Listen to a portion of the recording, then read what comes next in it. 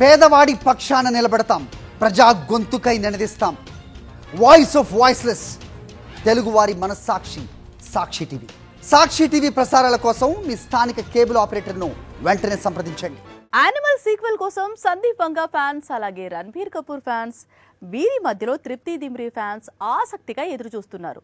కానీ యానిమల్ 2 రావాలంటే ముందు స్పిరిట్ రిలీజ్ కావాలి అంటున్నాడు సందీప్ వంగా. అందుకు ఇంకా చాలా టైం ఉంది. దీంతో బాలీవుడ్ మరో హీరోతో యానిమల్ తీసేసింది.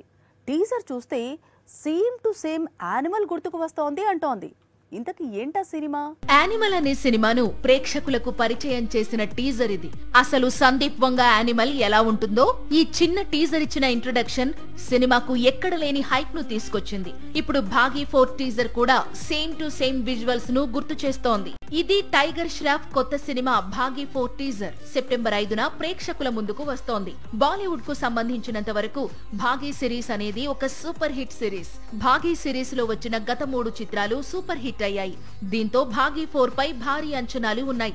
కానీ టీజర్ కట్ మొత్తం కూడా యానిమల్ ను గుర్తుకు చేయడం ఇప్పుడు హాట్ టాపిక్ గా మారింది.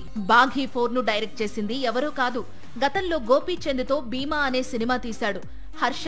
ఇతను శాండిల్వుడ్ డైరెక్టర్. వైలెంట్ మూవీస్ కు బాలీవుడ్ బాగా ఇంపార్టెన్స్ ఇస్తోంది.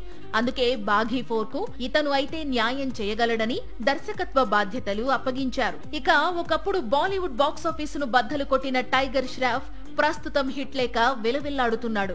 భాగీ 3 తర్వాత హిట్టే లేదు. హీరో పంటి సీక్వెల్, గణపత్, బడే మియా చోటే మియా అన్నీ కూడా నిరాశపరిచాయి.